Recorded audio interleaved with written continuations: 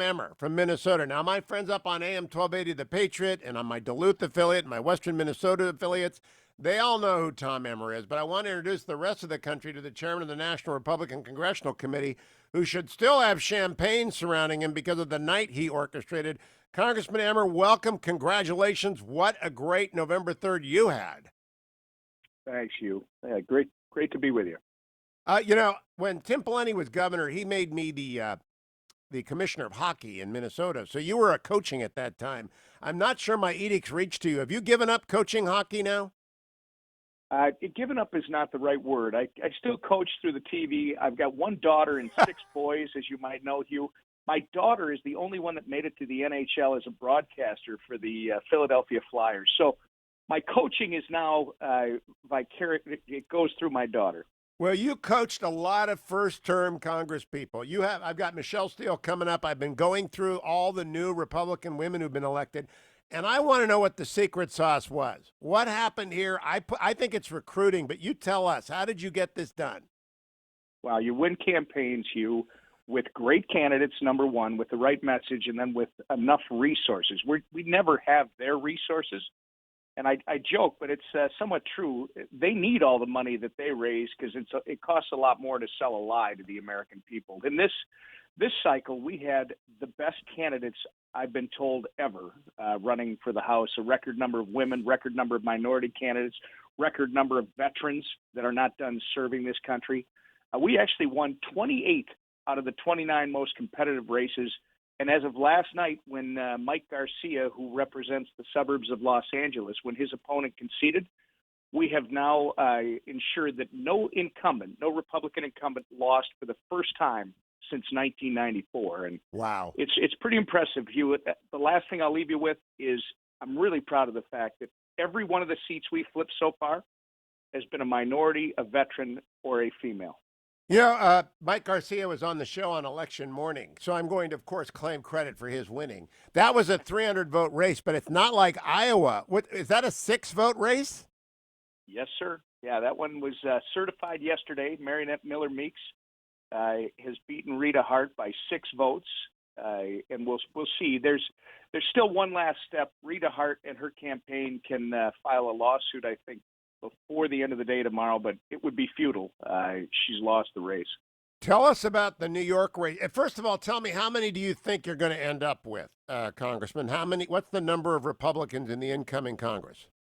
Well, with Marinette Miller Meeks, we are going to hit 211, and we are left with one more in New York's 22nd district, upstate New York, where Claudia Tenney is in a rematch with Mr. Brindisi, and she leads him by 12 votes right now. If we get that, it'll be 223 to 212. So that means Speaker Pelosi can only lose 5 votes. Am I doing the math right, and win? 6. She can lose 6. Yeah, 218 is the magic number. It'll be the smallest majority, most narrow majority, I think, since the 1870s. Well, it's going to be very interesting how the leader manages the minority, because there will be places where you're going to be able to put pressure on the few remaining red dog, blue dog Democrats. You've got some Southern Democrats who are reasonable. You've got some suburban Democrats who know they're endangered. Are you already recruit? By the way, why did you say yes to doing the NRCC a second time? Honest to goodness, Tom Emmer, that is a tough job, and you put your hand up again.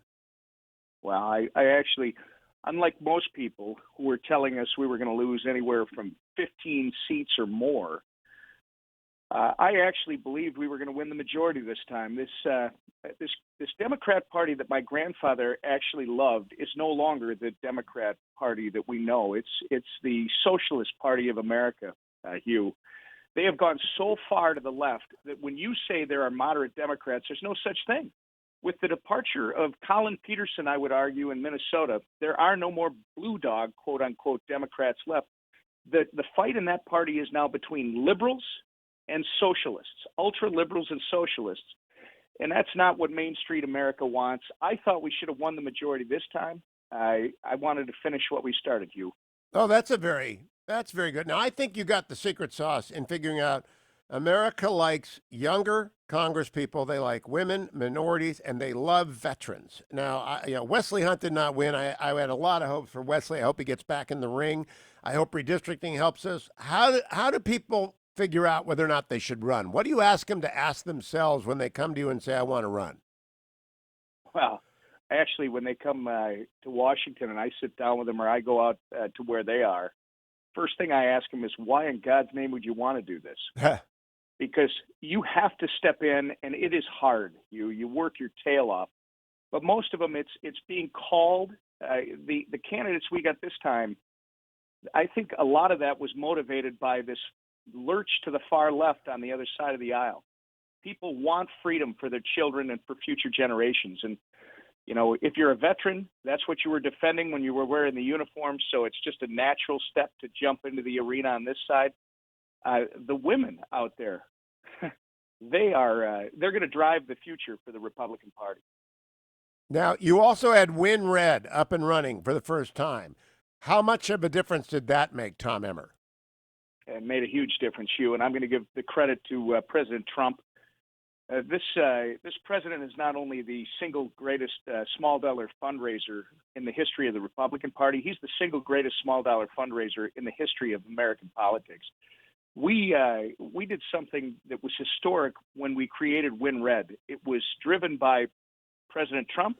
It included the RNC, the NRCC, which is the House Republicans, and the NRSC. So it was a team effort.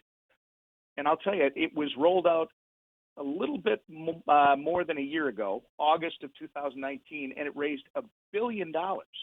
Hugh, it's unheard of. So we've got a long way to go to catch up yet to Act Blue, but we made a great strides in this last cycle. Win Red consolidates all the giving and sends it to the targeted races and does it with professional accuracy.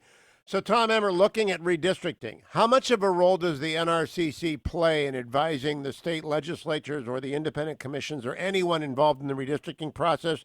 Or do you wait for the lines to settle and then go and recruit? Well, after my years of coaching, Hugh, you don't wait. You don't play the blue line. You got to be attacking all the time. On this one, though, our elections are supposed to be a state-based operation. We will work with our delegations who will work with their state legislatures to make sure that the redistricting process is done in a fair, open, and transparent manner. And that it reflects, quite frankly, the demographics of the state and the districts that are being drawn. And so we will be involved in an advisory capacity, and we'll be paying very close attention. Do you have the technical team in place? People don't understand. Redistricting is math. And I teach the redistricting cases every year that I teach con law. You can't use race. That's off limits. But the court's abandoned coming up with any other test. So it's really just math and expertise.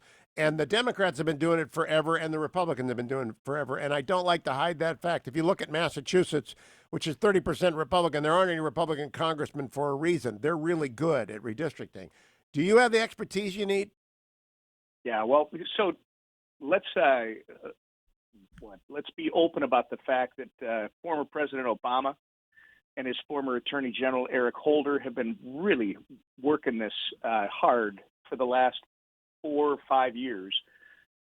We do have the Republican Redistricting Trust that we set up on our side of the aisle a couple of years back because we need to match that. They're out there telling people effectively that redistricting is done from a federal level. It's not. It's done from the state level. Hugh, you are absolutely right. It is simply math. And we have to make sure that people understand that their state needs to reflect their actual population, not what the Democrats want it to reflect. And I think it's really important that we be involved in that process. And do you expect Republican-leaning states to pick up seats this time? I saw what Redistrict said. There will be at least 180 and 538. There will be at least 180 seats, the lines for which are drawn by Republicans only. But I still wonder where the new seats going. Are you confident they're going to Republican states? I am, actually. If you look, states like the one that I live in, Minnesota, states like Illinois, states like New York, where these Democrat policies, failed Democrat policies, continue to make it more difficult to live and prosper, people are leaving. those are the states that are losing or face the prospect of losing seats. And guess where they're going? They're going where Republican policies have been in place and people are able to live and prosper. That is Florida, great news. Texas, etc. That is great news. So I do think it's going to make a difference. Congressman Tom Emmer, congratulations. Follow him on Twitter. Support the NRCC. Go to WinRed. And thank you, Congressman. Come back. Keep us posted. I'll be right back on The Hugh Hewitt Show.